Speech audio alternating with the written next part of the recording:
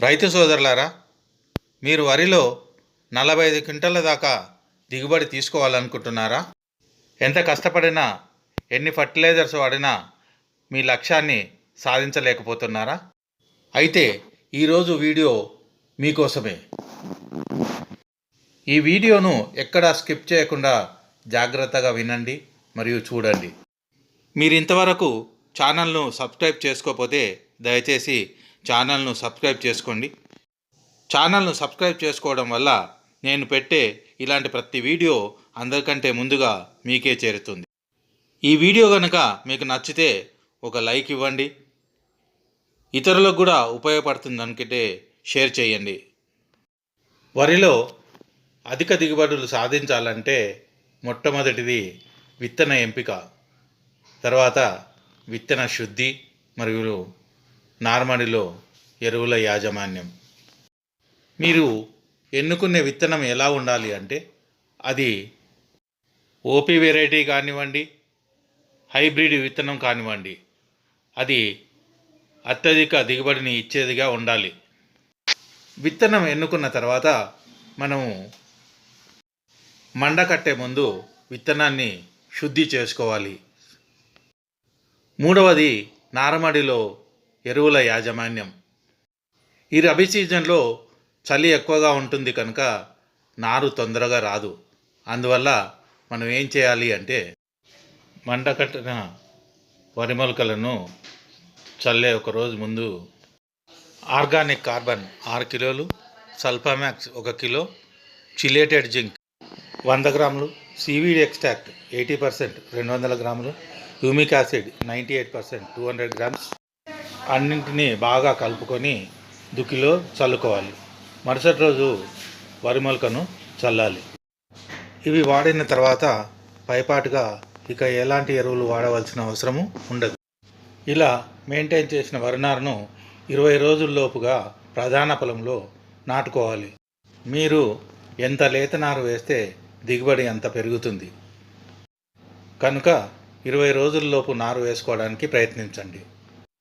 20 రోజుల తర్వాత నారు వేస్తే ఒక్కొక్క రోజుకు ఒక్కొక్క బ్యాగు చొప్పున దిగుబడి తగ్గుతుంది.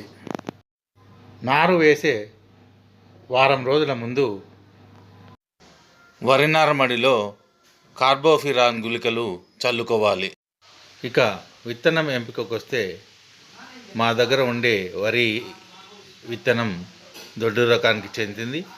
ఇది అన్ని ఐకేపీ సెంటర్లో గ్రేడ్ 1గా అమ్ముడుపోతుంది. ఇది ఎకరానికి దాదాపుగా 45 క్వింటాల దిగుబడి వస్తుంది. ఒక వెన్నుకు 400 నుంచి 450 గింజలు ఉంటాయి.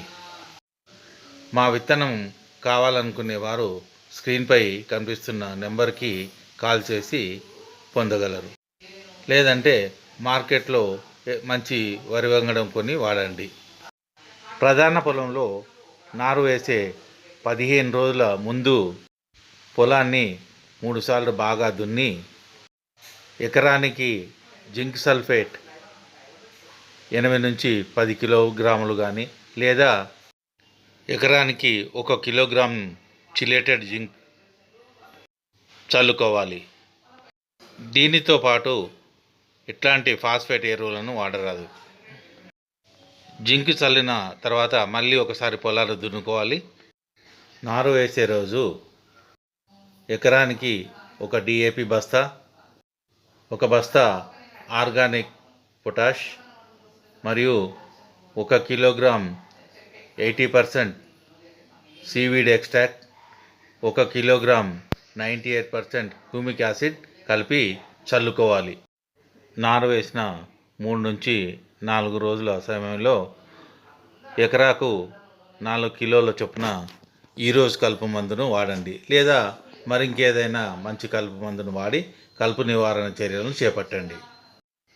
నారు వేసిన 15వ రోజు 30 కిలోల యూరియా, 1 కిలోగ్రామ్ 80% సీవీడ్ ఎక్స్ట్రాక్ట్, 1 కిలో 98% హ్యూమిక్ యాసిడ్, 1 కిలోగ్రామ్ సాఫ్ పౌడర్తో కలిపి చల్లుకోండి.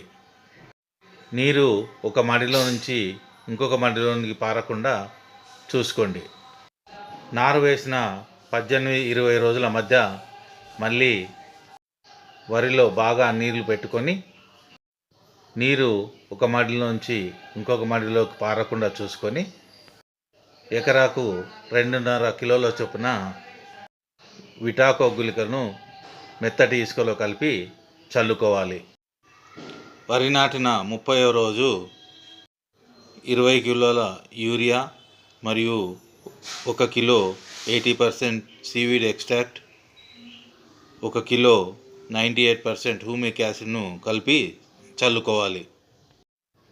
వరి నాటు వేసిన 40వ రోజు లేదా చిరుపట్ట దశలో ఎకరాకు 20 కిలోల urea, 1 kilo seaweed extract 80%, 1 kilo humic acid 98%, 1 kilo amino acid 80%, 1 బస్తా ఆర్గానిక్ పొటాషియం బాగా కలిపి ఎకరం పొలానికి చల్లుకోవాలి. మధ్య మధ్యలో సస్యరక్షణ చర్యలను చేపట్టాలి. ఈ విధంగా ఎరువుల యాజమాన్యాన్ని పాటించడం వల్ల మీకు ఎకరాకు దిగుబడి 45 క్వింటాల దాకా తప్పనిసరిగా వస్తుంది.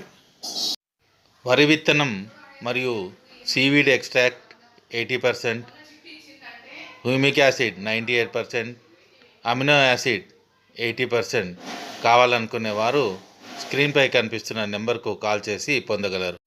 మిత్రులారా, ఈ వీడియో మీకు నచ్చిందని అనుకుంటాను. నచ్చితే ఒక లైక్ ఇవ్వండి, ఇతరులకు షేర్ చేయండి. మన ఛానల్ను ఇంతవరకు సబ్స్క్రైబ్ చేసుకోకపోతే దయచేసి ఛానల్ సబ్స్క్రైబ్ చేసుకోండి.